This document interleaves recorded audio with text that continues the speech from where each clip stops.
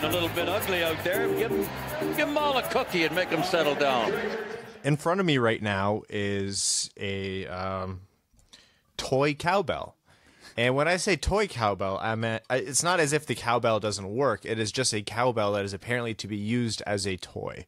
It makes just as much noise as a cowbell, and for the sake of your ears and your car speakers and your headphones, I'm not going to set it off. Yeah. You'll be happy to hear that before we started recording, it was sitting in front of Evan. And It's for hot takes. I promptly took it away. It's a Home Depot cowbell. And so Home Depot, if you want to sponsor us. We would love to have a Home Depot hot takes section of the podcast. Yeah, that's as much as I'll do. Welcome to the Winged Wheel Podcast. We live in some kind of hellscape where we're just surrounded by children's toys that are designed to make noise. I'm Ryan Hanna. I'm Brad Crisco. I'm Evan. I decided today I would work on my pauses, my dramatic pauses. No, that does not. Depends how long he goes. How long do you have to dramatic pause before someone either shakes their phone or punches their dashboard in the car? I was gonna say that's for. We have about 150 of you a week who watch on YouTube, and all the rest of you watch on watch with your ears. And so dramatic pauses don't do too well for radio. Hey, nice haircut. You got a haircut, right? Yes. Oh, my God. Oh, my God, this guy. This week's episode of the podcast, we have, Detroit actually, promptly after Brad, we answered the overtime question about whether there were any college free agents that we could expect to be signed, and we said no. Of major significance. Yeah, Detroit signed 2 college free agents. We'll talk about that. Detroit's playoff hopes unfortunately died, and we will dive into how that happened. Spoiler, it's because they're bad. There was a 12-hour controversy in Toronto, and the draft lottery has been announced, so we're going to be doing some Tankathon talk before heading into overtime. Kind of a loosey-goosey week, but I don't know. I feel like I'm sitting there. Instead of talking about the Red Wings being mathematically eliminated from the playoffs, can we just talk about NFL free agency instead? How are the Cleveland Browns going to win a Super Bowl before the Detroit Lions? That team is unreal. How did they get? They were still, 6-10 last year? Let's not get ahead of ourselves. Baker Mayfield started playing far too late in the season. It was like game 3. Far too late in the season. Hey, remember when everybody crapped on the Bills for getting rid of Tyrod Taylor because he was so good and the Bills were just misusing him? You know what? I would love to say vindication. I would love to say that you were right and I was wrong, but I can't even remember what my take was on that. My take usually is anti-Brad, and so I'm very pro Buffalo Bills free agency. So how do you feel about that? Well, I mean, they did lose a huge member of their team when Antonio Brown left for that was a magical run. Oakland Raiders. Walk us through what that felt like for you as a Bills fan when you thought Antonio Brown was coming. It was elation. Josh Allen was fun because people don't understand. Like, everybody knows the Bills receiving core last year was bad. Mm-hmm. We're talking Detroit Red Wings levels of defense bad. Like, Josh Allen might as well have been just throwing to a literal cat. There was nothing other than Robert Foster for the last few games. So that got my hopes up. That being said, we didn't have to give up any assets, and then the Bills signed 2 pretty good receivers, so I'm happy. I'm good. It all worked out in the end. Oh, man. Detroit, I did like Detroit's free agency. Yeah, you guys went all in on Trey Flowers, eh? Yeah, and there was a lot of people worried about the numbers or the money, or that they were the ones setting this new high accelerated market. But you know what? They got one of the best players at probably the second most important position in football. I'm not mad if they overpay by $1 million or $2 million. That's what free agency is. Mm-hmm. And Bob Quinn's plan will slowly come to fruition, and all of our pain will be relieved. Or we'll watch the Cleveland Browns win first. And honestly, at this point, I don't hate it. I kind of love that team. Well, you think of their running back group, Kareem Hunt and Nick Chubb? That's yeah. yeah. Yes. Hunt, getting a little excited over there, Ryan? Uh-huh. There's a joke about hunting Chubb in here somewhere that I'm just not going to attempt to make. No, yeah, that's... It's for greater minds, or lesser. You nailed that one, Evan. Yeah, so that's all I know about the NFL.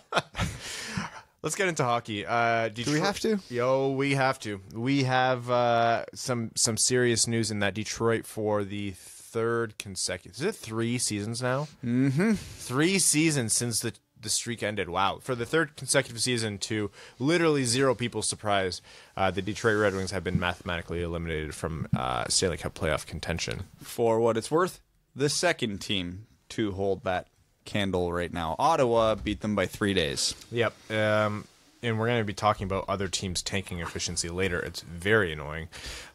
So that, it was to be expected. I don't think anyone could be surprised. I know it hurts a little bit just to see it officially, but it's just the reality of it.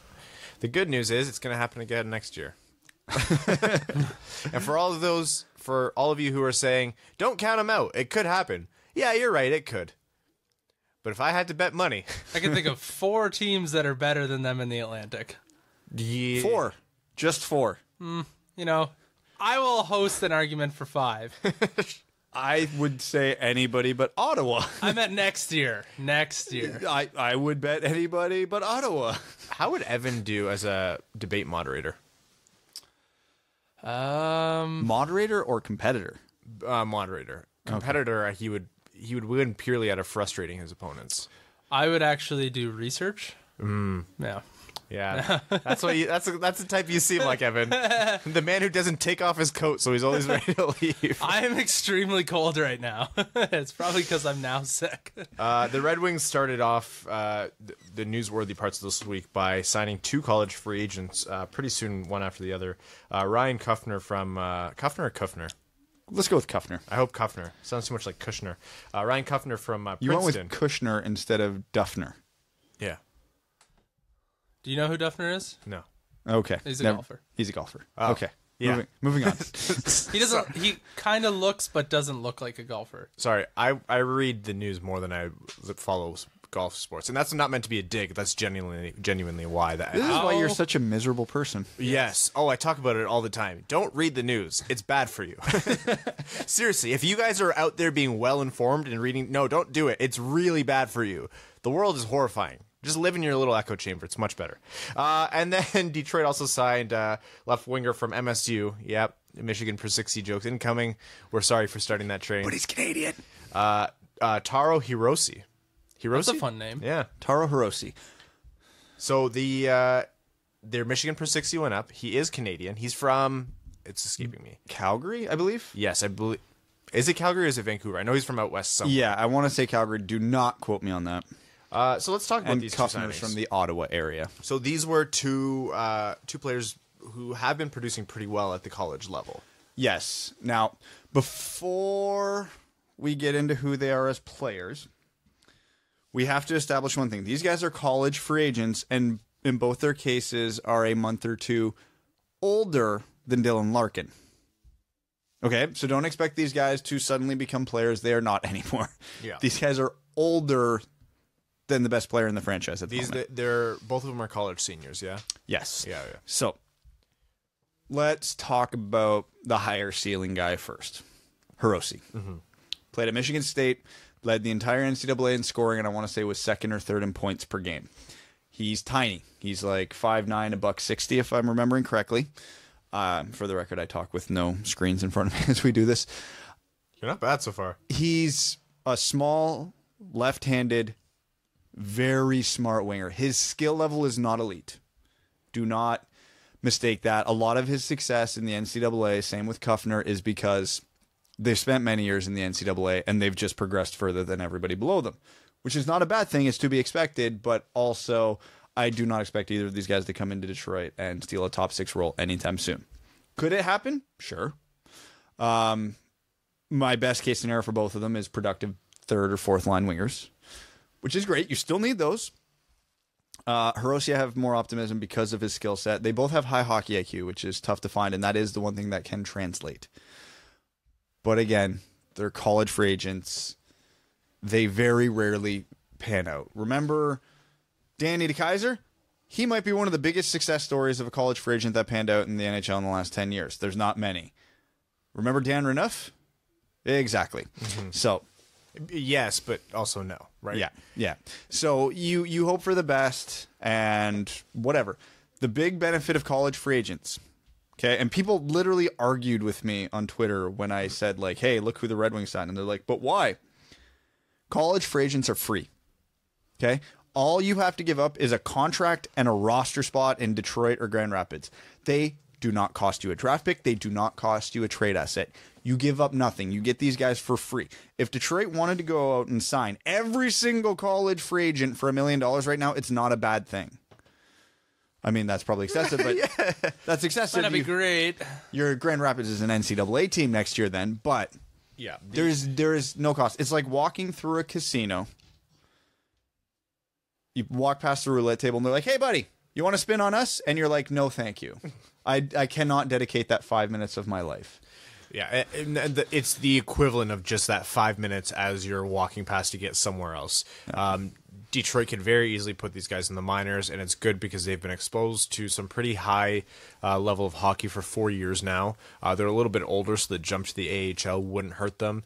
At this point, they will get looks for the last 4-ish weeks of the season. Yeah, apparently they're going to be up with Detroit for the whole time, which that did catch me off guard. Like, good on the Red Wings for being proactive, but I was not expecting that. Yeah, essentially, like once Zadina goes, and they'll find room for one more. Although with the injuries, it shouldn't be too hard. Oh no! If we have to send N down or scratch De La Rose, I'm devastated. Yeah,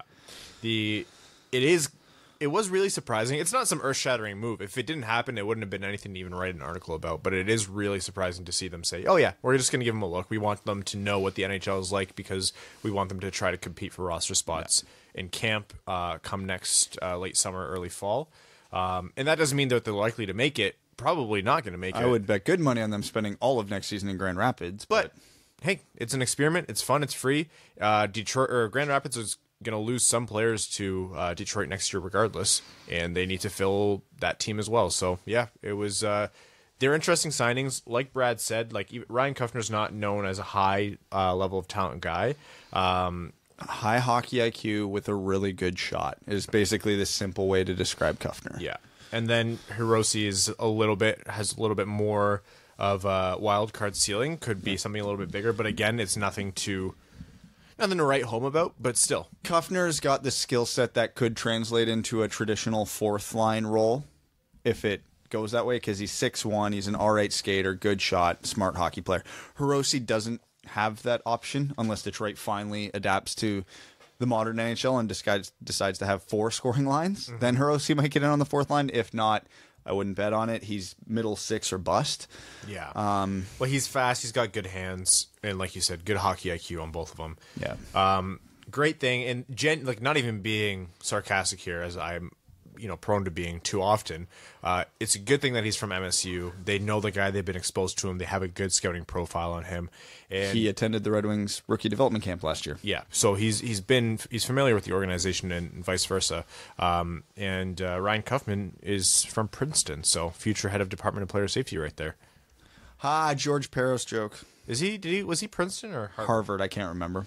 George Peros Education. Instead of saying school. Didn't Ron Hainsey go to Princeton? Princeton. Ron Hainsey went to Princeton? He does something with the PA, I think. Oh. He's part of the CBA negotiations, I think. He's part of the whole CBA. Ron Hainsey went to University of Massachusetts, Lowell. Lowell? Lowell. Lowell. So, we'd love to talk about those guys forever, but that's pretty much the crux of the issue. It'll be interesting to see what they do. Don't look for any more exposure or excitement than you get from like when De La Rose or N came up, which isn't a bad thing, but no, that's just what they are. This is a free throw at a dartboard, and hey, let's hope for the best, but expect nothing. Thrilling stuff. It's true, but on the plus side, it does actually give us a reason to watch the Red Wings for the next few weeks once Zadina goes down. Legitimately, just to see how they do. What does he have? 1 game left, Zadina? Yeah, Thursday should be his last, and then he's gone. So happy they've been playing him with Franz Nielsen and Thomas Vanek. Oh, can we talk about that? I am so over the Thomas Vanek experiment. Yeah. Just Thomas Vanek, captain. I'm gonna get the puck behind the net and blindly throw it in front because 1 out of every 10 times it will actually hit a Red Wing and he'll look like a genius. I'm over it. And then they'll do a slow-mo play, and Mick will draw a line and say, "This is what you learned from 14 years of NHL hockey," and it's just a simple blindly throw the puck into traffic and hope it goes through. It's not actually slow motion. That's just what Vanek looks like. So the thing about Zadina is this guy is doing so well. He gets the puck, and you can tell he's trying really hard, but it's not that trying really hard where he's trying to do too much. He is creating space. He is moving the play around, and he's faster and he's smarter than the guys who are trying to defend against him typically. So he's genuinely driving the play and creating space. But the thing about creating space is you have to have teammates that will find that space and go to it and make opportunities. He's ready for an applicator experiment. Oh my goodness. I've seen him more than once now move around, enter the offensive zone on his own after having to find his own lane and create it. He gets in there. There's literally nothing else to do. He still manages to ring the puck around the boards. And I watched Franz Nielsen just watch it go past. And then Thomas Vanek is in front of the net and just turns. Nothing makes me less excited than Franz Nielsen. Oh my god. He's like a wet Dorito. And then Vanek kind of just sticks his stick out and goes, eh. And the Vanek puck goes. Snipes or does something absurd, it's amazing. But that is so few and far between at this point in his career. Because he got a U.S. airmail the puck to him first. No, because what Thomas Vanek does, and I've been watching this more and more all year, and I don't know if it's just becoming more prevalent or I've just noticed it more, is he tries this fancy shit every time he touches the puck, but it only works 5 to 10% of the time. But when it works, it looks amazing. It's like, wow, a behind the back pass from behind the net to the guy who's coming in the other direction. He tries that shit 10 times a game, like but beer league. but 9 of the other times it misses. But there's no replay for that because it just goes into space or the other team for a breakout. It's awful. And then there's Franz Nielsen, who objectively is the polar opposite of Vanek. He doesn't really do anything poorly. He just doesn't really do anything. The unfortunate thing is that these 9 games, he's had enough of an audition where we've seen that he's been good, but he's probably been pretty handcuffed by the fact that these are his consistent line mates. I would argue his game has I have watched his game regress over the last 3 or 4 games of his call-up because what he's doing now, and you can see to the exact point you were making earlier, he's now trying to do way too much with the puck. He'll get the offensive zone, see a 1-on-3, and think, yeah, I can get through there. Spoiler, this is the NHL. He can't. He's also been on the second power play with the wet Doritos. Yeah, with Justin Abdelkader, Franz Nielsen, Thomas Vanek is on his unit. It's funny. It's like a museum exhibit. So the funny thing too is I went back and I was watching a longer clip of his first NHL goal because it was on the power play. I'm like, how did that happen with this unit? And then I noticed when he scored that goal, he wasn't out there with his unit. No, he wasn't. Half of the unit went for a change, but him and so Hronek and a couple other guys came on, and Zadina and one other guy stayed on. So Zadina was essentially with the first unit when he scored it. I'm like, right, good players, give him help, because you can see the biggest problem for Zadina has not been his problem. Nobody can get him the puck in space when he breaks out or when he's in the offensive zone. They do not have a player capable playing with him who's getting the puck. And I know they don't generally match up defensemen with certain units, but in the game against Montreal, I was ready to throw something through the TV because the disproportionate amount of time Philip Zadina was on the ice at the same time as Luke Witkowski. Oh boy. And I would argue Luke Witkowski played his best game as a Red Wing that game against Montreal. He was noticeable and didn't do anything he didn't really make too many mistakes. But he can't do anything dynamic with the puck, and he's not a puck mover, and he's just kind of there. It's infuriating. It's like, so he's dealing with the wet Dorito, we'll just call Thomas Vanek spray and pray, and then Witkowski. I don't even care who the other guy is on the ice because they're essentially playing 2-on-5 a lot of shifts now. I know Nielsen's sometimes he's actually pretty, relevant on the ice. Like he knows how to be effective, and he's still a good hockey player. Debatable. At Trending the NHL level. downwards heavily, but all in all, like he's had points this season where you're like, oh yeah, you know what? Can't rag on Nielsen for that. That was a good game. He's still a smart player and a good puck mover. He just can't really do anything else anymore. But he has been god awful lately. I watched what game was it where he tried a one timer basically, or he basically took a slap shot on a puck that was coming back to him on a rebound, and like it was as if you turned your blade 45 degrees the wrong way and just kind of chopped underneath it and it flutters over your stick. Oh, a pitching wedge. Yeah, pretty much. And then Don't say those words right now, Brad. Oh, yeah. Evan's withdrawals. I have to watch the golf. I'm itching. Evan's not here anymore. It's just cartoon dust where he used to be. It's the soundboard. Or he fired one so far high into the right from the net. I'm wondering if he wasn't just trying to shoot it out of play because he was tired.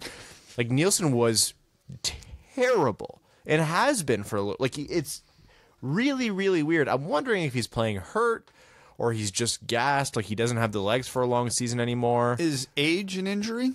Yeah, it feels like it to me. And I'm only 25. It's certainly a resistance. Yeah, he doesn't deal with that injury well. He deals with that injury about as well as I deal with a cold, which for those of you who have been listening for a long time is not very well. You can select any random episode of the podcast, and I'm probably sick. Although I think I've had a better year than you two. You got decimated by the plague. Only once, though. I've not been sick this entire winter. You're allergic to. I thought you said you were sick today. I'm allergic to everything. Yeah. But I got the flu shot, and I have not been sick once. I got the flu. Yeah, I shot got the too. flu shot. I got the flu. I didn't. Look at that. I didn't. My lymph node under the armpit that I got the injection, the lymph nodes was I think completely that happens swollen. though. Yeah. Yeah. Well, Does that happen? I think so. Either that or you Happened have to one of my cancer. You might friends. want to get that looked at, Well, champ. I mean, that went away after 4 days, but it really hurt. Yeah. Well. I think it was just the response, medical stuff. The Red Wings have a tough schedule coming up. They got Tampa Bay on Thursday, which is Again? Yeah. No. Didn't I saw a stat, it wasn't Red Wings have the second hardest final 10 games or Correct. something? Yeah. They Every game's hard when you're Tampa the Red Bay's- Wings. Tampa Bay now holds the record for most consecutive wins against the Detroit Red Wings in NHL history. It's 14, I believe. There's no way it stops. Oh, you know full well it's going to. We're going to win one game 1-0 against Tampa. Detroit's going to win. Senators, Kings, and the Devils are all going to lose, and we'll all be sad. So they got Tampa Bay on Thursday and the Islanders on Saturday, both at home. Oof. So that's going to be an interesting couple of games. Thank God we got tickets to the game against Buffalo. That's a small respite, but then we also know how that one's going to go. Well, right Hey, now, we get to see Darlene. We do. Who's having a phenomenal season. and Remember people when aren't I talking was about it. Remember when I was offended someone offered me Darlene for Sergachev at the start of the fantasy year? yeah, nice one. Yeah, Sergachev has 3 goals. Sergachev's a weird player. What happened? He got scratched a lot of the season. Yeah. Bizarre. Tampa Bay fans tell He's us. guilty of being Russian on defense. Well, he's, from what I've read, pretty defensively irresponsible, which is a poor thing to be if you're a defenseman. Let me tell you. I don't know who his partner was this May year. I present to you Mike Green? Right. Who I've always been an advocate for the Red Wings to re-sign. I digress. It's okay though. If you score 37 goals in a season, you can make some defensive lapses. But Ryan, the Red Wings record with and without Green. Yeah. But that month of November and December is what changed everything. So here's what I figured out. I was doing some thought into that because it wasn't just a small sample size. That was a pretty big sample size on either side of the ledger where I'm like, there's got to be something to that. What is Green actually bringing? Then I realized it has absolutely nothing to do with Mike Green. It means when Mike Green's out of the lineup, either Luke Witkowski or Jonathan Ericsson draws into the lineup. And And other that people have to play more minutes. That's why. So the rest of the season has the Rangers, the Blues, Vegas, San Jose, Buffalo, New Jersey, which, okay, New Jersey, you can't be this late to the tank game and then all of a sudden You be don't right get in to the have mix. Taylor Hall and suck. No. That He's was been- Edmonton's job. Hasn't he been out since December, though? Is Yeah, he he's been out? out. Oh, Yeah, he's been out for a while. He's done for the year. He had surgery just recently, I'm pretty Oh, sure. did he? I think, yeah, he had knee surgery, I think it was. Well, so there you go. New Is Jersey. he must still be on someone's fantasy roster then. probably. Oh, hey, Cool. let's talk about fantasy. Oof. Fantasy hockey. I've been just the classic fantasy hockey culprit of trying at the beginning of the season and just completely falling off. You're like the March Madness person I hate. I made it as the 8th seed? Yeah. I think all the high Wait, seeds our lost. playoffs started? Yeah. Shit. Yeah. I think all the high seeds lost. Evan tweets out, do you think... Shit, I was a high seed. Yeah, you're playing me. Yo, that means you lost. I didn't set my lineup. Evan goes... I'm tied with you. Wait, was last week the playoffs? Am I out? Yes, you're out. Fuck. You lost your first round, yeah. So Evan tweets out and says, "Who's gonna win? Me, the first seed, or lowly Ryan?" And I went, thanks for reminding me to set my lineup." That is absolutely the most karma ever because I had, without a doubt, the worst week I've ever had in fantasy. Yeah. Boy, was I happy Erik Karlsson's out for the season. My goalies, I lost. Had to make 4 changes because of injuries and suspensions. I didn't play Vasilevsky right at all, and I got no points last week. But I still only lost 4-7 because you didn't play your goalie enough. I finally gave up on Jake Allen like 3 weeks ago. How's Corey Crawford been doing? Was that a good move? Yeah. Okay. He's won some games. They're up against Toronto. I still lost, but hey, I want to feel good about that move. So I want to talk very quickly about something that happened. We don't have to dive too deeply into this because I think the internet did a good job of making it. It did? into a no, making I don't know it what we're into a talking mess. about. Oh. So at the end of the Tampa Bay Toronto, I believe it was game. It was Tampa Bay versus Toronto. Yeah. I didn't watch, but I think you're right. There was a play, or not at the end, but there's just a play where it sounded like Morgan Riley got caught by one of the on-ice mics saying a homophobic slur. And it got blown up pretty quickly, and it was on Twitter, and then a lot of people, it was kind of, you couldn't really see Riley saying it, but it did really sound like, based on the timing and him turning towards the ref and saying something, that it was Morgan Riley saying it. So a lot of people who were detractors from the idea that he said it first said it was a fan. And this is my only tweet on the topic, and I'm happy I stopped where I did. My only tweet was, I'm like, not irrefutable by any means, but to me, this does 100% sound like an on-ice mic. With regards to people saying that it was a fan, and it did, and I think it was it almost definitely was an on-ice mic. The NHL very quickly came out and said they're going to do an investigation. Dubas said, "Yeah, we're going to cooperate. We're going to see what's going to happen." And within 24 hours, they concluded that it wasn't Morgan Riley who said that, or that said anything to that effect at all. What they left vague was if someone else said it, or whether or not it was the whole rag it thing, which is what people are. There was basically this whole like audio engineering breakdown of the clip, and a lot of people diving really deep into the weeds on it, basically saying that it was a Tampa player saying rag it, which is in the direction of Yanni Gourde, who was chasing down a puck for the icing. And What does that even mean? rag it is supposed to mean like you're ragging it while chasing the puck. So you're that thing when you do when you fake going all out, but you're really slowing down so you get the icing call. I've played and been around hockey for a long time, and I've only heard that phrase a handful of times. I usually use ragging, like ragging on a guy, like chirping him or something. Yeah, I've never heard anyone say that. Regardless, that's neither here nor there in the end. The NHL did pretty conclusively say that it wasn't Riley. Riley and Dubas had a press conference after where he said, it was painful for him to not completely come out and detract from the statements or the accusations right away, but he understood that it had to go through the due process, and so it was all resolved pretty quickly. A lot of people on the internet got angry about a lot of different parts of the argument. We're not going to dive into that because that was a mess. But I'm happy that it was resolved. I'm happy that we can all agree that that word shouldn't be said on the ice or anywhere, and we got past it. Moving on. Okay. I was going to say, Ryan's looking at me and Evan like, I hope you guys don't have any follow-up. Yeah, that was my please don't have any follow-up face. And I don't. We want to talk about the standings because it is very frustrating as a team who's suffering through tanking to watch what's happening in the NHL, which is a whole lot of tanking. As of right now, Detroit in their last 10 games are 1-7-2. Oh. Hold on, wait for it, Evan. Ottawa, who's below them in the standings, is 1-8-1. Whoa. LA, who has the same amount of points with one fewer game played, is 2-6-2. That's not bad. Jersey, who has only one more point, is 2-7-1. Oh, hold on, we can keep going. Then Anaheim, 4-6-0. They're the hottest team in the bottom 8.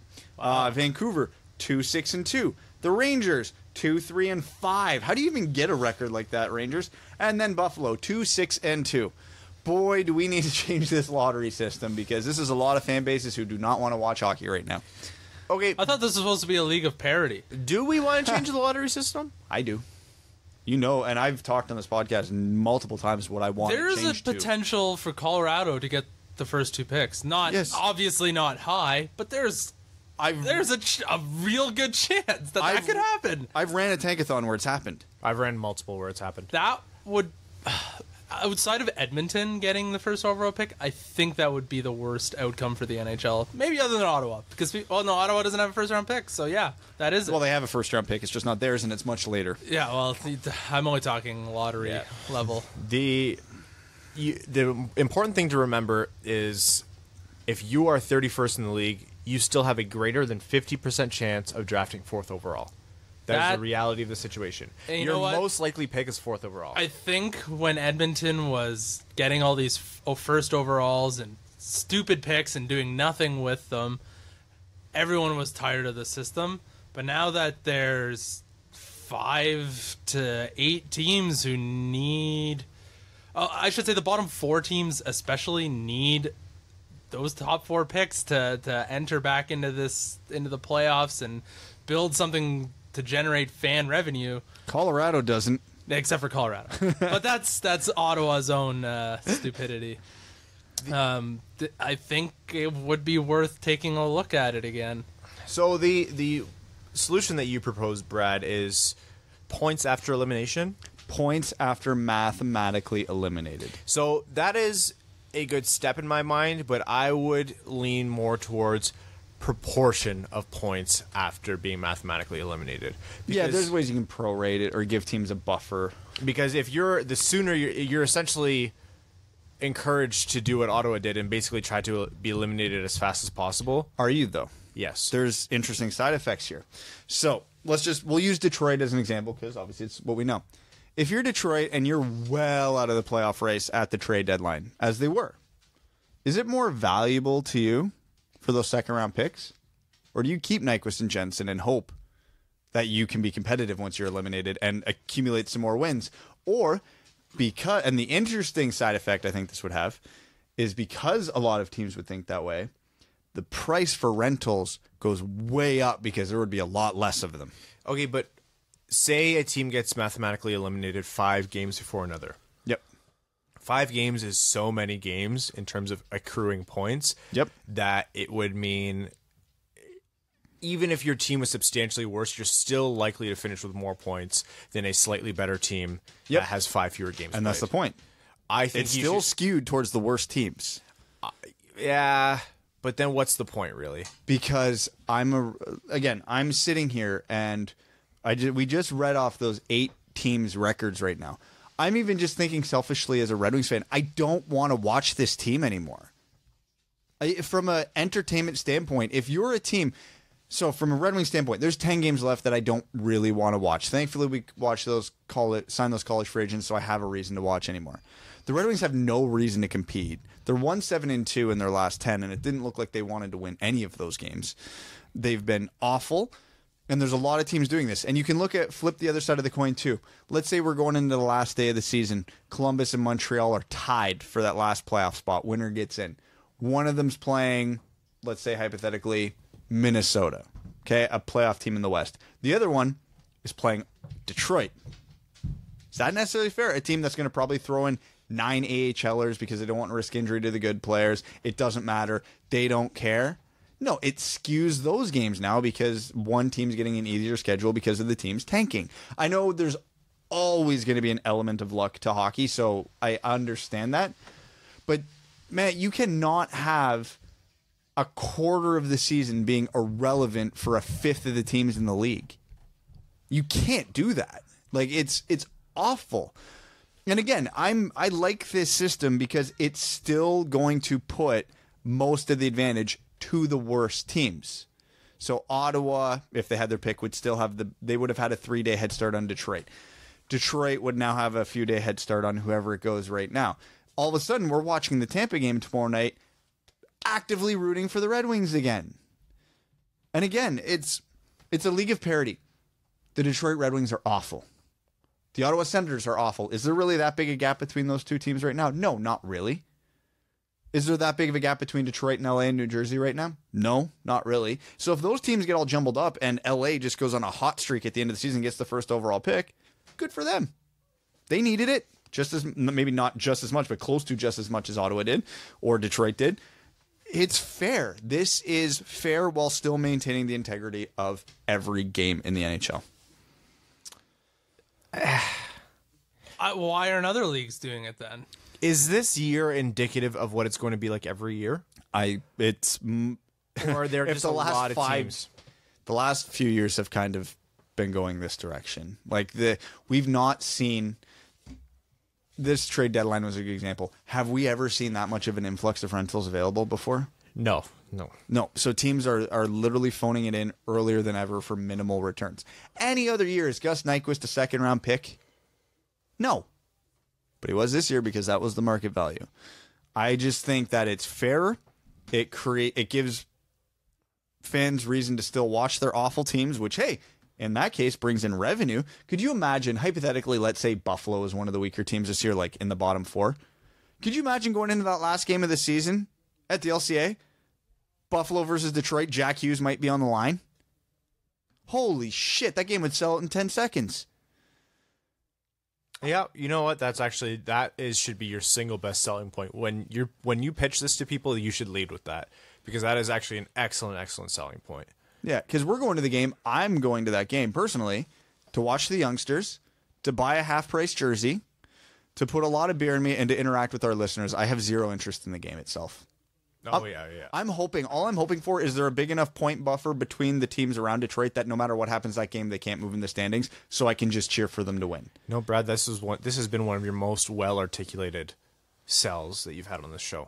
I'm usually ready with like points throughout. Just, sometimes for the sake of devil's advocate, and sometimes because I genuinely disagree. But no, you know what? You're right. I think that is a very viable strategy and one that I wish the league would look at. Now, let's play the game. Will it actually happen? Oh, never in a million years. No. It's too complicated. And one of the things people said to me, one of the arguments I've heard when I've brought this up to people is, yeah, well, Brad, but most teams don't get mathematically eliminated until the last week. Great. We're going to have a week-long blitz of a lot of games that matter for a lot of teams. You have 3 games to accumulate 6 points. Go. So why don't other leagues do this?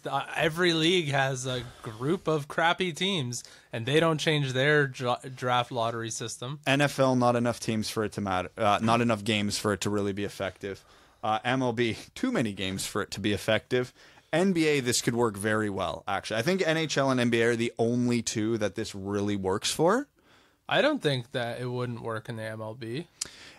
Well, the problem with the MLB is having more games gives you a greater sample size, and it gives you a true determination of who the actual bad teams are. It could work in the MLB, but I think there's just so many games, everything just normalizes to them. And the MLB draft is such a crapshoot anyway. It doesn't matter like it does in the NHL draft or the NBA draft. Like in the other 3 major North American sports, the draft matters a lot where you pick because everybody has a pretty clear idea of where everybody goes, and the statistics back that up. Mm-hmm. Like if you look at how players at each draft position have panned out, there's a direct curve.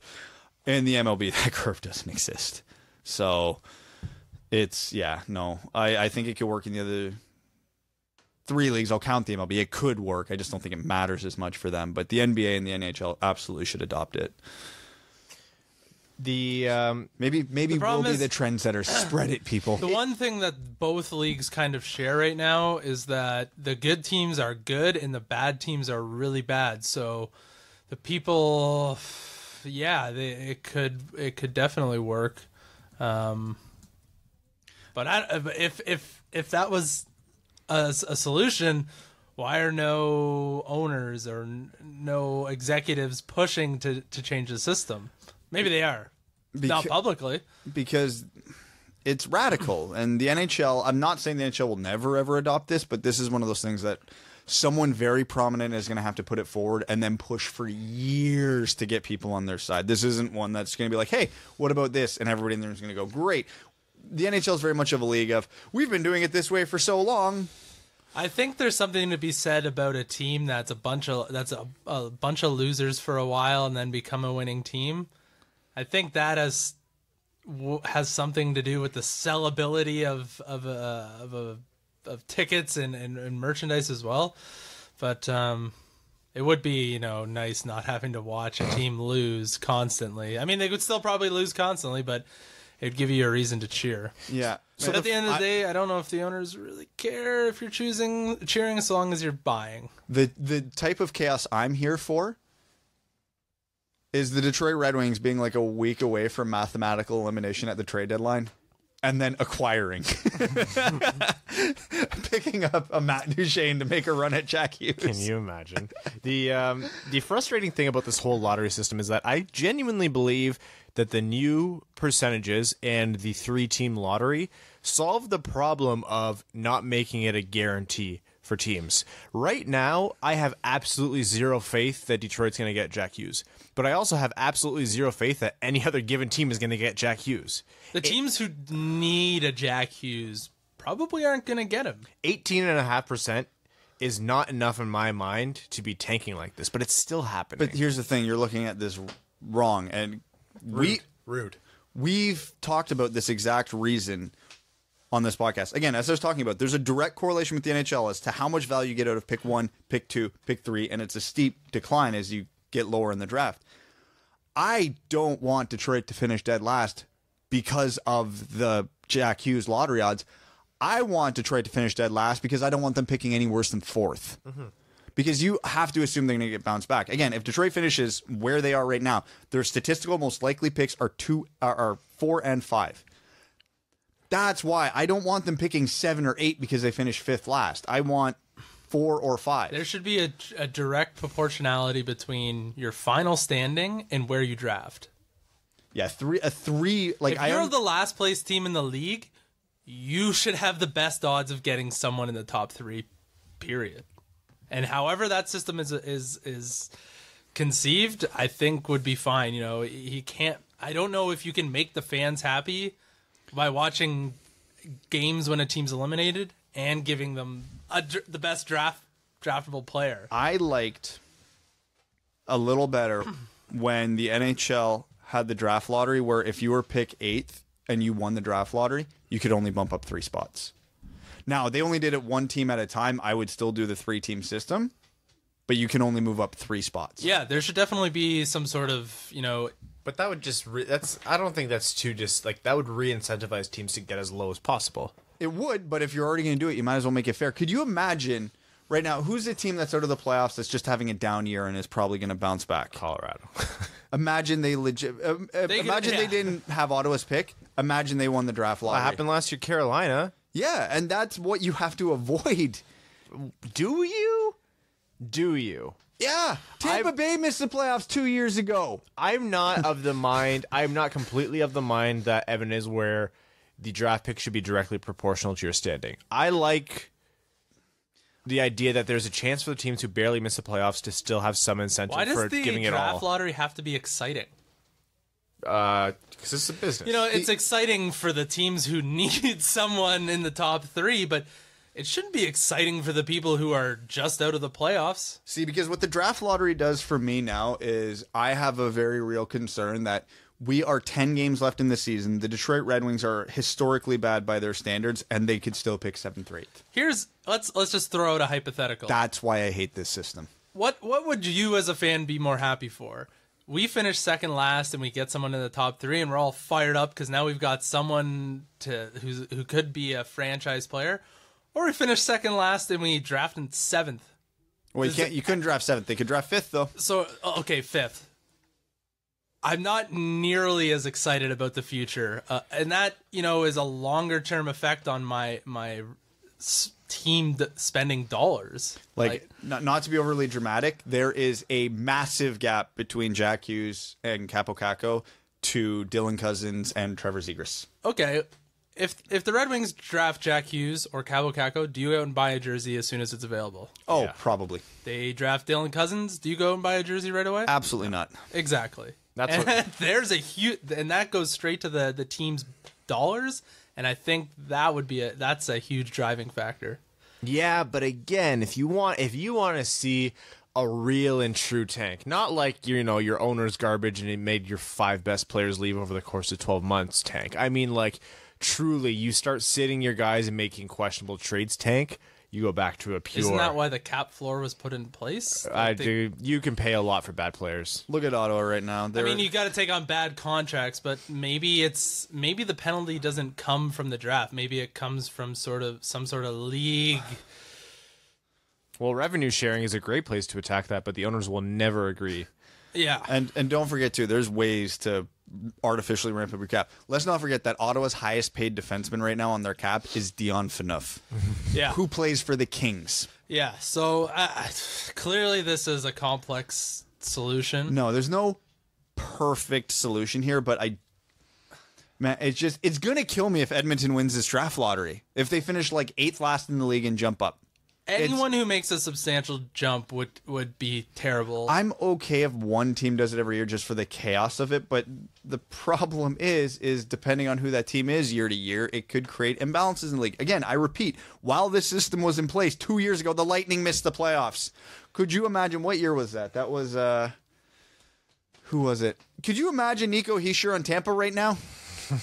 No, my brain doesn't have room. I don't think there would be room for that guy. There's going to be 2 or 3 teams who are half decent who don't make the playoffs this year that have this snowball's chance in hell of making the top 3 pick. Like, it's absurd. I think we're going in circles right now, but I just want to add in, I think that's entertaining. Maybe I'm crazy. I am kind of team chaos. I do read the news for fun. I have no measure of what's good for me. It's entertaining until it doesn't happen to you.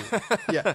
Like, the only way I'm okay with this system is if Detroit misses this year and picks 5th despite finishing 2nd last, improves next year, finishes 11th last, and jumps up. Yeah, and then gets Lafreniere. Yeah.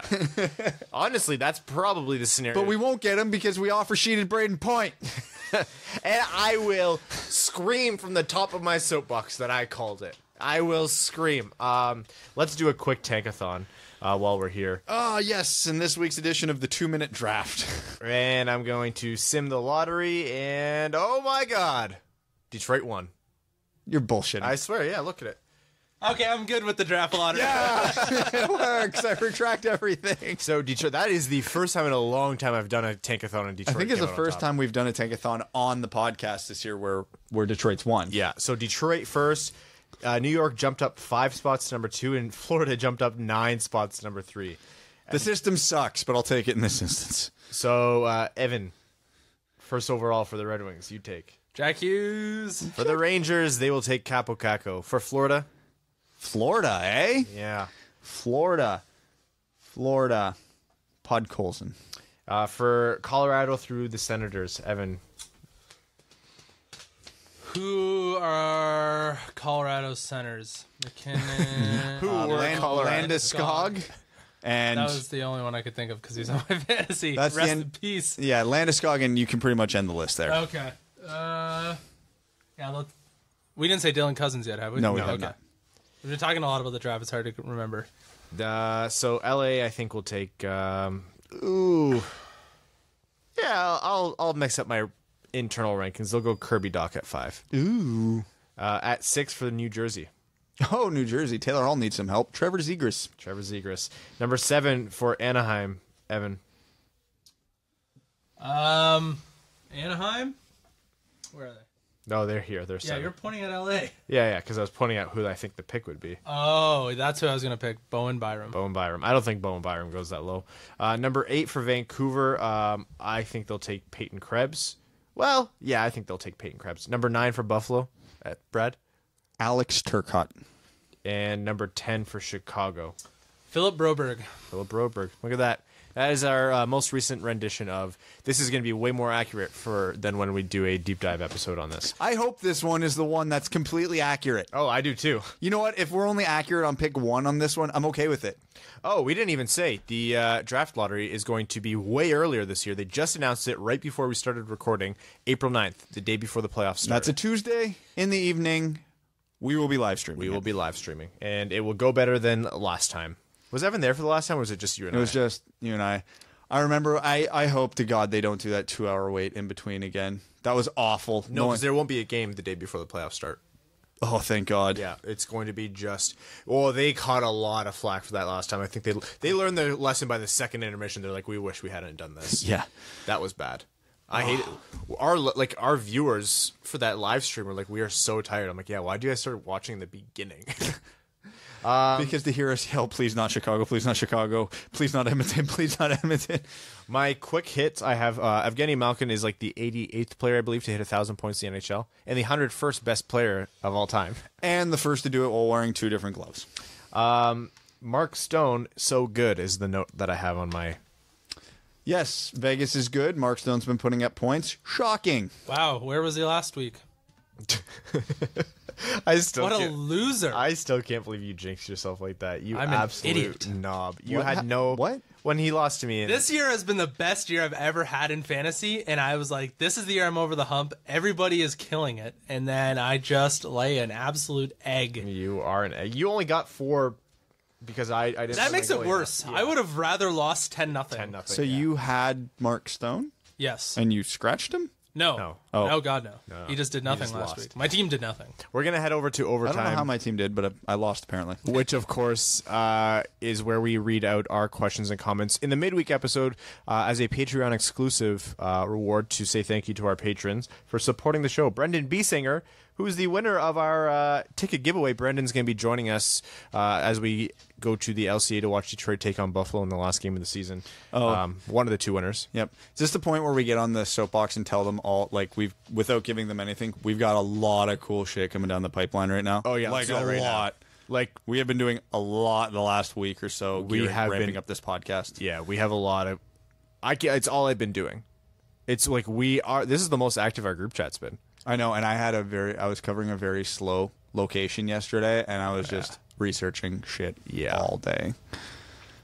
Evan has even been talking in it. It's been great. Yep, we know. Brendan Biesinger says, hey guys, hope you're doing well. So I was just thinking of weird rules that could be put into place in hockey. And one I thought of is a team takes a penalty. The other team gets to choose when they use the power play. So if a player gets tripped, they could take the power play now or wait until a more opportune time to take it. Or you could save up 2 penalties to get a full 2-minute 5-on-3. It'll never happen, but I was playing NHL 19 tonight and thought of it. Cheers. All that would happen there was teams would save it for the last 2 minutes so that they could finish the game on a 5-on-3. Absolutely, that's all that would Or happen. when another team scores a goal, they'll just... Or you could allow them to take it within like 10 minutes, the first 10 minutes. Well, the NHL just, they're looking at very seriously adopting a new rule where on a penalty now, the team gets to choose what side the faceoff's on in the offensive zone.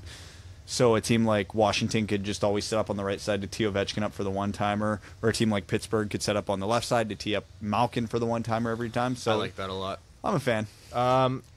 Marissa, this is a fun one. She says, let's play this or that. Cats or dogs? Dogs. Cats. I've got a cat. Yeah, all right. Boo.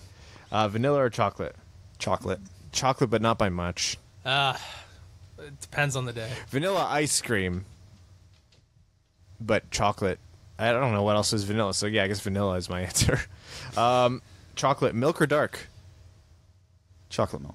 No. Wait, like, sorry, what? type of chocolate, milk or dark? Oh, Dark chocolate or milk chocolate? Sorry, I read it as it was written. We needed a comment there. Yeah. Or something. Yep. Man, I'm going to steal an Evan answer here. Depends on the day. I'm not a big fan of chocolate milk. No. What's the question? Milk chocolate or dark chocolate? Types of chocolate. I know. I didn't get it at first either. Okay. Milk chocolate or dark chocolate? You got it. There you go, champ. Not milk, chocolate or dark. That's how it's written. That's what she wrote. This has nothing to do with milk. Nothing at all. Chocolate milk or dark chocolate milk? I was like, this doesn't make any sense. Oh, God. Dark chocolate for me. Marissa, you sunk me. GIF or GIF? It's GIF. It's Don't care. GIF. I've come around on GIF. Thank you. Bacon, crispy or chewy? Chewy. Oh, I'm see, crispy. this is such a subjective thing. Yeah. So, What's what wait, she's asking. I like wiggly bacon, but sometimes having a nice crunch on like a burger. Oh yeah. I like crunch. I like The crunch. perfect piece of bacon has both. Soft in the middle, crunchy at the ends. All right. Yeah. I can get with that kind of That sweet, that one little window where you can pull it out of the pan where you get it that way. Introvert or extrovert? What am I or what do I prefer? Yes. Extrovert. You know what? I like interacting with introverts way more because they don't talk nearly as much. Surprisingly enough, even though doing a podcast twice a week, boy, do I love silence. I'm a people person. I like talking to people, but selfishly, I like controlling when that I'm happens. very much an extrovert, like by nature, like very much an extrovert, but god damn do I just want to like go in a quiet room for 2 hours If a day. Brad was an introvert, that'd be the best TV show I'd ever watch. Oh my god, yeah. If Brad actually said right now I'm an introvert, I would have died laughing. Yeah. Yeah. Text or call? Text. It's more I'm emojis. trying to call more. Yeah, all right. Sweet or salty? Sweet. Salty. Salty. Apple or Android? What do you plebs have? I don't care, but I have an Apple. I have an iPhone 10. Once I went to my S9 Plus, Yeah, it I'm was game never over. going back. Toilet paper, over or under? I'm not even letting you answer. It's over, and if you say otherwise, you're a One of my buddies in his house over. has the Yeah. patent picture of toilet paper, and it's like the full written patent, and toilet paper goes out Yeah. in That- the patent. That being said, I've discovered something having a small child. Yes. Mika loves going in there and spinning the damn thing, and if it was under, it wouldn't unravel. Yeah, Throw away the whole kid. only a small. So if you have kids or cats, I'll hear an argument for under now, which I wouldn't have before. All right. Cutting a sandwich, corner to corner or straight down the middle? Straight down the middle, you monsters. Corner to corner. What is wrong with you? Straight down the Wait. middle. What? PB&J straight down the middle or side to side? Corner to corner. Diagonal. Oh no, grilled cheese. Anything you need to dip is corner to corner. Yes, I will concede that on grilled cheese, but peanut butter and jelly is right down the goddamn middle. Why? Do you just monster. like getting PB&J on like the sides Yes. of your mouth? How the hell do you eat I that? save it for later. As big of a bite as I can. Like someone's not gonna let me take another Dude, bite. everybody knows when you cut it in half. Corner, corner, middle. That's how you eat it, dumbass. Then just cut it corner to Man, corner. I was watching. But then the middle part just doesn't have the same satisfaction. I want that big middle bite. Spread your toppings better. I do, right to the crust. I watched a video on a chef making a grilled cheese, and he bit it from. He cut it diagonally, but he bit it from like the non-hypotenuse. No. And everyone in the comments roasted him. No, yeah, he Yeah, no, loses. that guy's a monster. I'm never eating anything he makes. Cups in the cupboard, bottom down or bottom up? Face down or face up? Face down so the dust doesn't collect in it. Yeah. Face up because I don't want the rims of my glasses touching the dirty counter. Then or the clean your goddamn cupboards. Dust gets everywhere whether you like it or not. It's the world we live in. Are you my mother? I'm a down guy. It's down. You know what? I get why you're right. I truly do. But I just can't help it. I also stack my cups. And Crystal's an up too, so I don't even get a say on this a lot of the time. Twizzlers or Red Vines? I've never had red vines, so I cannot answer. Neither really. I'm not really a sugar guy. I like sweet. I more often than not want a salty treat, but I do like candy, and just licorice doesn't always do it for me. I'd eat one of both. Black licorice is the devil. Yeah, no, F all of I that. like black licorice. Of course you do. I will save Like all black jube jubes? Oh yeah. Oh yeah. I will just go to town on those. Red Wings jerseys, home or away? I have almost entirely home ones, and that's my preference, but my next one's definitely going to be an away. So Those are the only two white ones I own. The 6 I have in the closet upstairs are all red. I'm gonna say home, but it's not by much. Oh god. If I've been wearing a red one for a long time, I'm the same way. I just want to see an away jersey. whatever jersey has the predominant color, I like, regardless of team, regardless of sport. What, all right. even the white Vegas jerseys. I like the black ones better. Really? Or the gray, gunmetal gray, or whatever they Interesting. Rowan says, since the playoff dream is now over and I can't see the Wings winning 25 of the last 12 games to sneak in, we need to talk about the Rugby World Cup later this year in Japan. This got some good traction. Yeah. Episode. Questions that each of you wasn't- should answer individually. Who is your pick to win? New Zealand? South Africa. You know, I work- really do think... I work with a guy who's South African, and he looks pretty fast, so I'm going with that.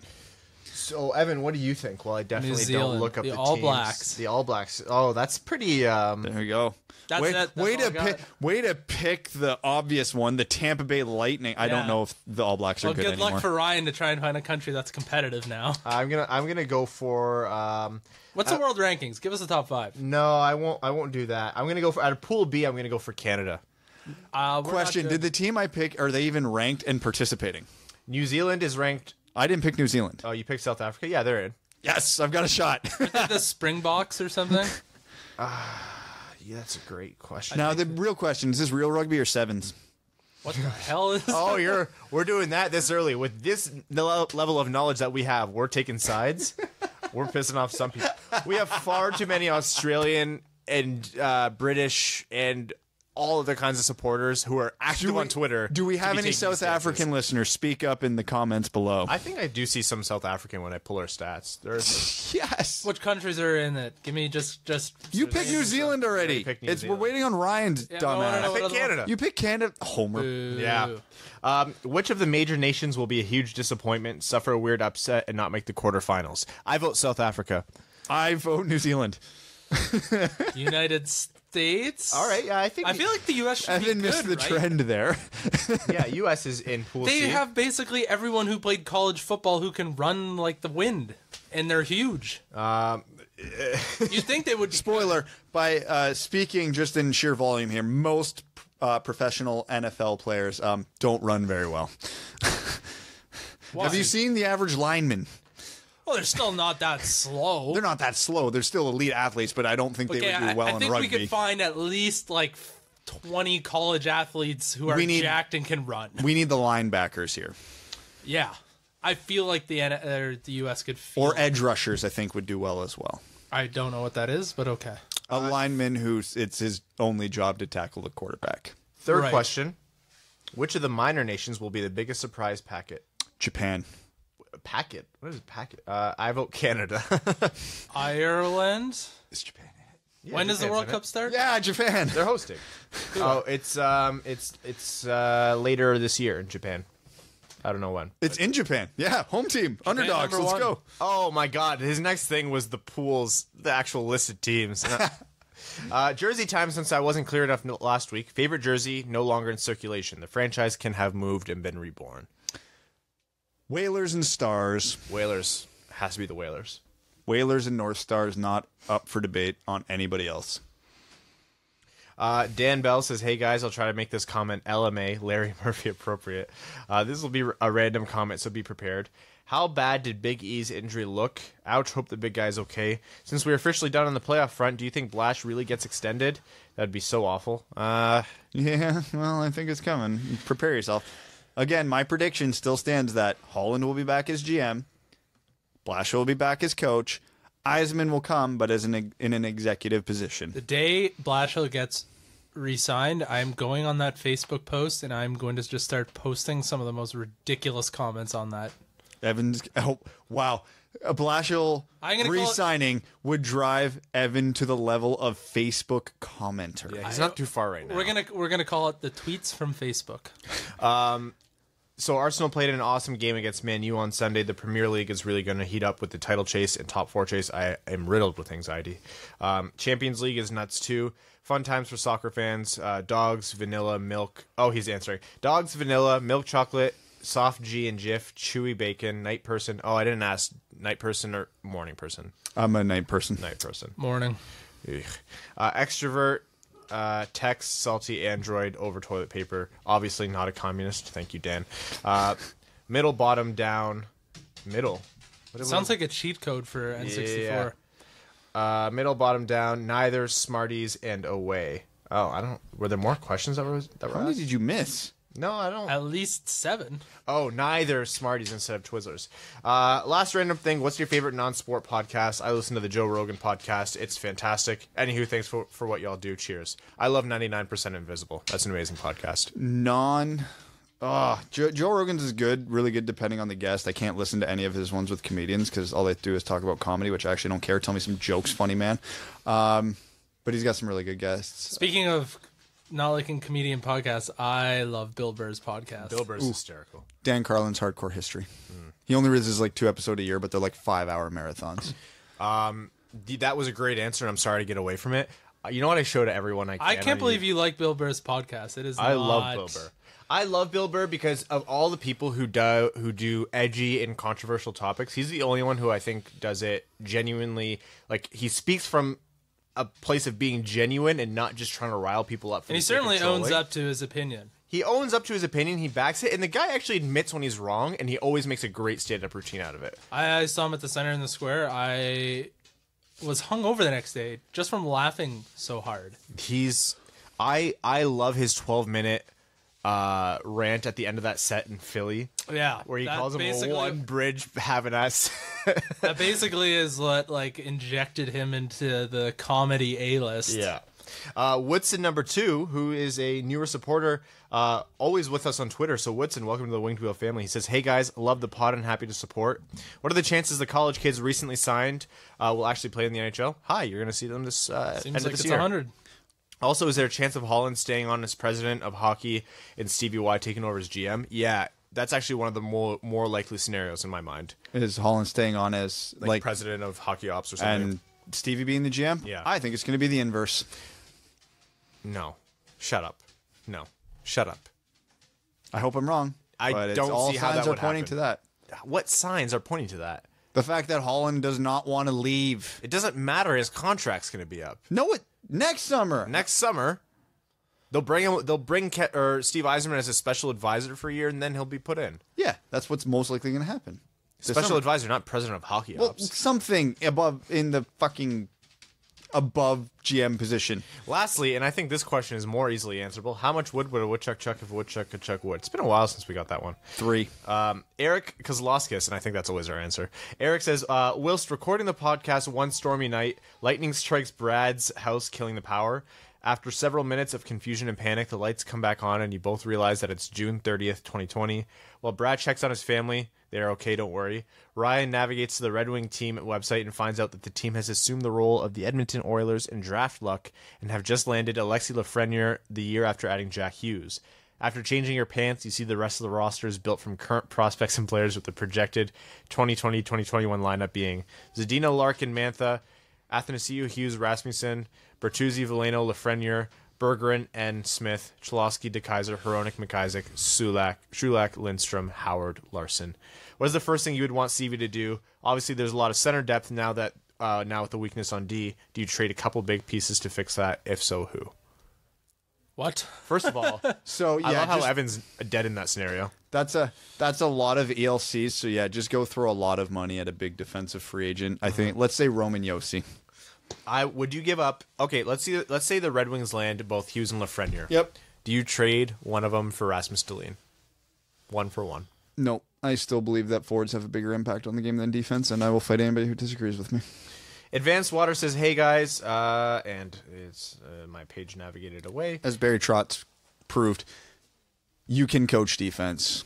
You need talent to be offensively gifted.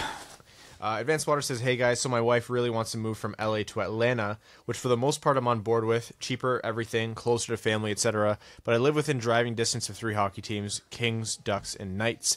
And before that, I lived near to the Caps and the Penguins. Not huge fans of any of those teams, but it allowed me to see the Wings at least once a year, and usually a few other fun games. How do I survive this hockey wasteland that is the Southeast? Any advice is welcome." I've heard Atlanta sucks. Really? Yeah, a friend of a friend lived there for like 20 years and said they hated Atlanta. I know a couple people who loved Atlanta, and honestly, if I'm at Mika's going at it. She doesn't She like hates Atlanta. Atlanta. Yeah. The idea of LA traffic horrifies me. absolutely horrifies me. Yeah. The only thing I know about Atlanta is the first season of The Walking Dead, and would not recommend. Atlanta is like the layover airport of the world, and it's also not too far from things. So if you want to drive like 3-ish hours, you could hit like Nashville, or how far is Atlanta from Florida? I have no idea. I'm going to assume one state. Atlanta, Georgia. Oh, yeah, thanks. Thank you, Evan. So it is at least one state. And Rowan said it's only a 4-hour drive to Nashville. Kyle Wasserberger says, with the emergence of Hronik as a legit NHL defenseman. Oh, and back to Advanced Water. A lot of our listeners are from overseas where there's no NHL teams. So talk to them for advice. Yeah, but they have European pro leagues and stuff Yeah, and like their that. season tickets are like $600. Kyle Wasserberger says, with the emergence of Hronik as a legit NHL defenseman, Zadina consistently looking dangerous, and Larson being nothing but a brick wall in the NCAA, how many more Phillips do we have to draft to become a cup contender? Furthermore, do we reach for Broberg and convince him to change the way he spells Phillip? Oh, man. Yeah. And Rowan actually said, draft Zegras and have him with Zadina on the ZZ top line. Oh, my God. I need this in my life. Yeah. Joseph Fournier says, thanks for the feedback on my comment last episode. One final thought on Anders Lee. He scored 17 even-strength goals with Brock Nelson as his center, who's definitely no John Tavares. I do agree that some team will overpay him with term. Let's hope it's not Holland. Now that former Kansas City Royals hitter Billy Butler is retired, can we give his nickname to the human barrel, Phil Kessel? Country Breakfast sounds right for a guy who looks like the lost brother of Bobcat Goldthwait and Roy from The Office. This is the best comment. The only thing I remember about Billy Butler was a game in Toronto. He hit a single to right field, and Bautista threw him out at first. I'm interested in your takes on buyouts this summer. Is it likely to happen? I'd buy out the last years on Eriksson and Daly's contracts in a heartbeat, especially if it means making room for a Carlson or Myers. Depending on how the draft lottery goes, do you think there's room for a free agent? Kevin Hayes is a second-line center option. Thanks for all your hard work. Let's go Red Wings, and sorry about your fantasy team, Evan. Thank you. I want Detroit to avoid all free agents on the secondary level like the plague. Either get a superstar or none at all. Buyouts to me would depend on whether they landed said superstar or not. If they get Erik Karlsson, then yeah, you almost have to buy out one of Daly and Eriksson to keep on the roster, especially if Cronwall's coming back. If Cronwall retires, I don't think it's as big a deal, but yeah, it's going to be very dependent because, again, even though it's not much of a cap hit, it's still keeping a cap hit on for an extra year. The thing about buyouts is I hate the idea of dead cap. I loathe it so much. At this point, we've survived so much of Eriksson. I don't know what the worth would be to buy out one more year. He's the ideal candidate to spend 3/4 of next season in the press box. Yeah, and you know what? If it helps the tank, it helps the tank. Which I know it's uncomfortable to talk about the tank at this early, and we don't have to, but still. Ryan, I need to survive next season, please. Glitch says, how's it hanging, fellas? Pure randomness. What superpower would you give up an arm to get? The ability to regenerate limbs.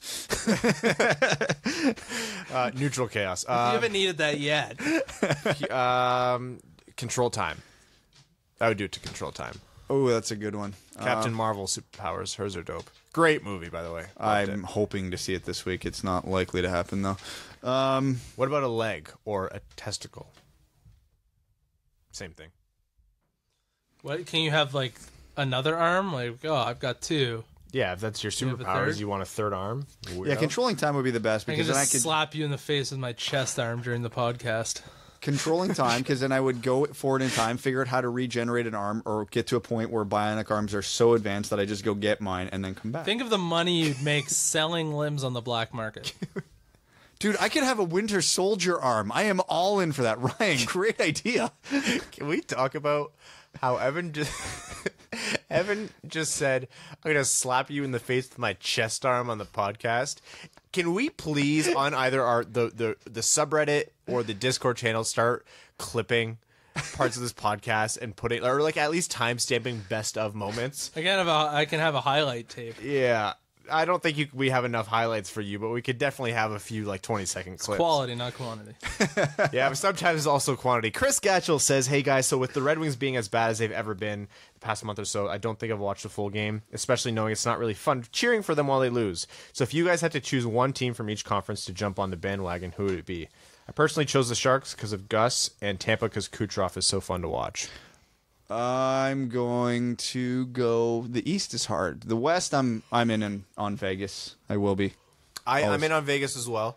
I do love Mark Stone, and In the East, man, I'm here for chaos. Let's go Columbus. I want Carolina in the East.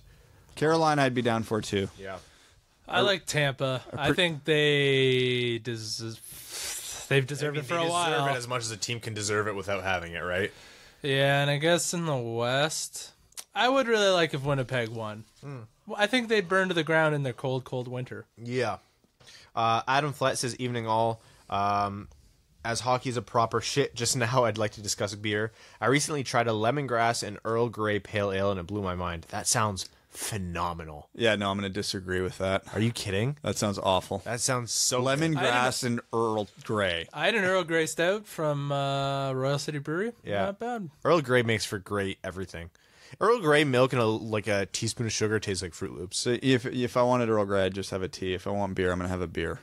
Oh God, you're the Don't Don Cherry this. I like my beers, but that does not sound like. No, man, the world of beer is at the best place it's ever been right now. No, it is, and I love beer. And me and my buddy tried out Descendants for the first time on Sunday. We went down there, and it was really good. But I would be down for Earl Grey and lemongrass. Brad, we're gonna have you drink it. I'll try it. It does not. I'm not excited about it. What's the oddest sounding beer that you've tried that turned out to be fantastical? Oh God. Oddest sounding beer. I've had a few weird ones. I swear I've had a sriracha beer. Oh, we're going with flavor, just not. I had a habanero beer the other day. Excellent. Yeah, it had like habanero. It just had this like not heat, but like the pain of a heat at the end of the beer, but like the dull pain, like you've soothed the spiciness of eating something spicy. I had a really delicious oatmeal stout in California. Oatmeal stout. Yeah. Okay. I've never had anything weird spicy like that, so I don't. A couple have of my a friends good are one. in Ireland right now, and they keep sending snaps of different types of porters and stouts, and I am very jealous. Cucumber lime gosa, which is a salt sour. My Really girlfriend good. likes those. Oh, so good. Is it from Stranger Than Fiction? The one I Or have no, is from what's that? Nickelbrook. Stranger Than Fiction is the beer made by. That was a movie starring Will Ferrell. Yeah. All right. But Nickelbrook is the one that you're thinking of. Right. Stan Olsen says, "Hey guys, hope all is well. Is Patrick Kane the greatest American-born hockey player of all time?" And I agree about the Zegers hype. Overly, I'm pretty comfortable with all the USN TDP guys. I really like Boldy and Turcotte too. Lastly, is Philip Larson the most interesting prospect on this team? Is Kane the best? I was American player ready of all to time? scoff at that take, but man, I'm struggling. Who's better? Sorry, what? Who is the? Kane as the best American player of all time. By the time it's all said and done, he will be. For sure, by the time it's all said and done, he will be.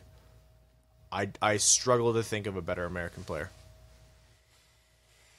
And I know a lot of people will be saying Mike Modano or Jeremy Roenick or Brett Hull. Those are the three. Brett Hull would be a good one, but he was born in Canada, so screw you. Because Brett Hull I would put there right now. Brian Leach. I think Patrick Kane has them all beat. And if he doesn't, it's kind of like a Sidney Crosby thing where like he's going to finish as like a top 10 player or top whatever. And even if you say, oh, not yet. Chelios?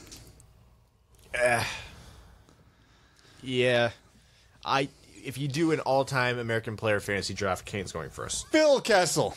Yeah, well, Phil Kessel's from the ethereal realm, and so he doesn't count. All our listeners definitely got that reference. Some Ask WWP questions. Don says, is there any realistic way that Detroit uses one of their second-round picks to draft Spencer Knight? I hope so. He is not getting that far.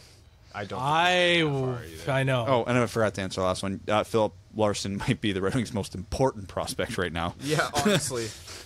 Yeah, if we could get Spencer Knight in some sort of convoluted way, I'd be very, very happy. Had Detroit acquired another first-round pick, that would have been my target. But since that didn't happen, we're not getting him. When's Ottawa's second first-round pick?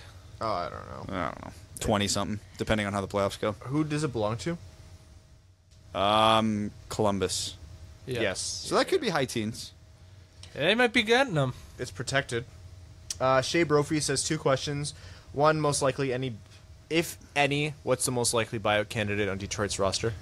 Most likely, Trevor Daley. Again, most likely, if any, RFAs for Detroit to throw an offer sheet at. I would say realistically none. Most likely, if we want to play that game, Braden Point. Yeah. Kasperi Kapanen. Oh, if they do an offer sheet and it's Kasperi Kapanen, I'll be so pissed off. Truba, maybe. Wait a year. He's leaving. I know. I know. Yeah. We're going to wrap up this week's episode. So this weekend, I'm going to be away on vacation. I'll be in New York, so you're going to be with these two meatheads. Yeah, I was going to say, are me and Evan just rolling on Sunday, or are we doing it Monday? It is going to be the wild... I won't even be here Monday. Oh, you suck. I said Wild that. Wild West. Yeah, so this is I know what our intro song is on Sunday already. Evan, this is your chance. Is it Wild Wild West by Will Smith? Maybe. You'll have to tune in and find out. Tune in on Sunday to hear Evan's opportunity to regain control. Ukraine is not weak. Thank you all for listening. Because I'm Ukrainian, or you just happen to pick that country? He just happened to It's pick a that country. Seinfeld reference. Do you think Okay. Evan pays attention to details? Only when I get paid to. I mean, my last name's Ukrainian, so... Again, that's a detail that Evan would have to pay attention. Fair point. One time we were at a... What the hell is Lob Singer, anyway? English. Yeah, that's... Attaboy. Yeah. We're going to wrap up this week's episode. We want to thank all of our listeners, all our supporters, all of our Patreon contributors. Thank you guys so much. Our name-level sponsors, Sean Levine, Chad Hiersack, Sky Carcass, Art Shanker, Andrew Pitkowski, Clayton Van Dyken, Mike Reed, Langabeer, Derek Shippard, Kaylin Woods, Charlie Elkins, Stan Olson, Ryan Lewis, Dan Bell, and Hannah Lee. Thank you all so much. You want to support the show? Go to Twitter, @WingedWheelPod. Follow. Go to the bio. See those three names? Click them. Tap them. Whatever you're on. You won't see Follow better 'em. retweets anywhere in the world. And if you're having trouble remembering all that, simply go to wingedwheelpodcast.com. Brad, that was one of the... You're just going to drop that? Yes, I'm going to drop that to the loyal listeners who stick all the way through your spiel. All right, go to wingedwheelpodcast.com. It's not fully up and running, but you'll see that it's there. It's live. There's something for it. Like, there's a page It's to a go land. There, it takes you to everything Ryan's reading off. to. We're just going to... Brad, all right. Wrap it up. Wrap this up.